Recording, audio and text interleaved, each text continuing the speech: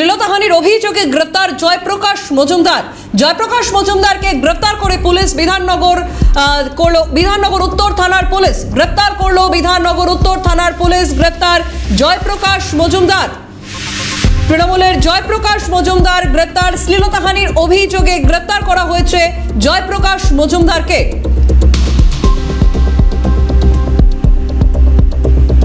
চোদ্দ বছর ধরে বাড়ি দখল করে রাখার অভিযোগ, ফ্ল্যাটের মালকিনকে কটূক্তি এবং হুমকির অভিযোগ ওঠে জয়প্রকাশ মজুমদারের বিরুদ্ধে। গত 14 বছর ধরে তিনি একটি বাড়ি বেআইনিভাবে দখল করে রেখেছেন।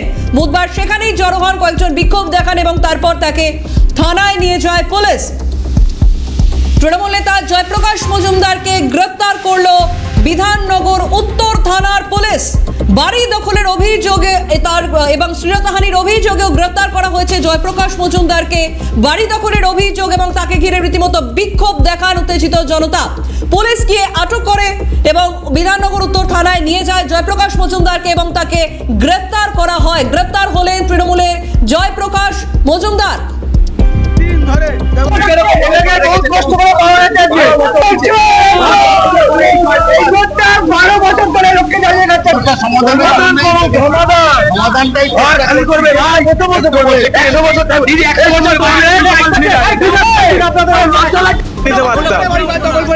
ফোনলাইনে রয়েছেন আমাদের প্রতিনিধি মফিজুল ইসলাম। মফিজুল, শ্লীলতাহানির অভিযোগে গ্রেফতার করা হলো জয়প্রকাশ মজুমদারকে।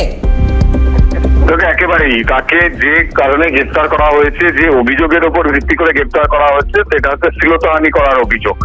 আজকে যখন জয়প্রকাশ মজুমদার তিনি এই ব্লকের 337 নম্বর বাড়ি, যে বাড়িটাকে 14 বছর ধরে দখল করে রাখার অভিযোগ ছিল এই জয়প্রকাশ মজুমদারের বিরুদ্ধে, সেই বাড়িতে তিনি অফিস করে বসেছিলেন।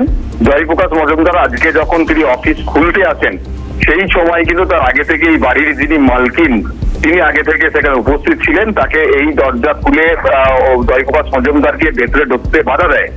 যখন এই জয়প্রকাশ মজুমদারকে ওই মহিলা বাধা দিচ্ছেন, অভিযোগ সেই সময় ওই মহিলাকে জয়প্রকাশ মজুমদার ধাক্কা দেন এবং শ্লীলতাহানি করেন। এরকমই অভিযোগ বিধাননগর উত্তর থানার কাছে জানান ওই বাড়ির মালিক। এই অভিযোগের উপর ভিত্তি করেই কিন্তু গ্রেফতার করা হয়েছে তৃণমূলের মুখপাত্র জয়প্রকাশ মজুমদারকে এবং তৃণমূলের রাজ্যের সহসভাপতিকে। এবং ওই মহিলার আরো অভিযোগ যে বারবার তাকে কিন্তু এই ঘর ছাড়ার জন্য তিনি আইনি নোটিশ পাঠিয়েছিলেন, কিন্তু এতদিন পর্যন্ত নিজের ক্ষমতার বলে, ক্ষমতাকে ব্যবহার করে কোনোভাবেই সেই বাড়িটা তিনি ছাড়তে রাজি হননি বা ওই বাড়ির পুনরায় দখল নিতে পারেননি। বাড়ির যিনি আসল মালকিন, তিনি বাড়ির যিনি মালিক অর্থাৎ ওই মহিলার স্বামী, তিনি কিছুদিন আগে মারা গিয়েছেন। তারপর থেকে ওই বাড়িটিকে ফিরে পাওয়ার জন্য বারবার আইনের দ্বারস্থ হয়েছিল ওই মালকিন এবং তাকে আইনি নোটিশ পাঠানো হচ্ছিল তৃণমূলের এই নেতাকে। কিন্তু তৃণমূলের এই নেতা বারবার নিজের ক্ষমতাকে কাজে লাগিয়ে সেই বাড়ি দখল করেছিলেন এবং বাড়ি ছাড়তে রাজি হননি। কিছুদিন আগে তুমি জানো যে একটি ভিডিও ভাইরাল হয়েছিল যেখানে জয়প্রকাশ মজুমদার ওই স্ত্রী, তিনি বাড়ির মধ্যে ছিলেন, তাকে বাড়ি থেকে বেরোতে বললে তিনি না বেরোলে সেখানে কিন্তু চড়মড়ার একটি ভিডিও সামনে আসে। আজকেও কিন্তু এই পরিস্থিতি যখন হয় তখন কিন্তু রীতিমতো উত্তপ্ত পরিস্থিতি হয় যখন ওই মহিলাকে ধাক্কা মেরে শ্লীলতাহানি করেন ওই তৃণমূলের নেতা জয়প্রকাশ মজুমদার। তারপরে তাকে ঘিরে বিক্ষোভ হয়, চোর স্লোগান উঠে এই বাড়ির সামনে। এই ঘটনা দেখে তারপরে পুলিশ ঘটনাস্থলে আসে। ঘটনাস্থলে এসেই তৃণমূলের রাজ্যের সহসভাপতি জয়প্রকাশ মজুমদারকে প্রথমে আটক করা হয়।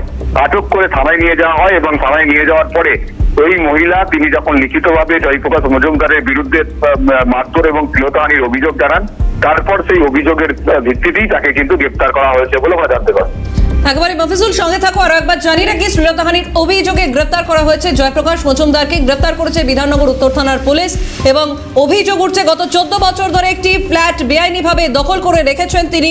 বুধবার সেখানেই জড়ো হয়ে বিক্ষোভ দেখান এবং যেমনটাই মফিজুল জানাচ্ছিলেন যে সেই অফিসে যখন তিনি যান তখন তাকে সেই বাড়ির যে আসল মালকিন তিনি ঢুকতে বাধা দেন এবং তখনই এই ধরনের পরিস্থিতি তৈরি হয় এবং সেই সময় শ্লীলতাহানির অভিযোগ ওঠে এবং তারপরেই সেখানে একেবারে বিক্ষুব্ধ জনতা, তারা বিক্ষোভ দেখাতে থাকেন জয়প্রকাশ মজুমদারকে ঘিরে। তখন সেখান থেকে আটক করে নিয়ে যায় পুলিশ।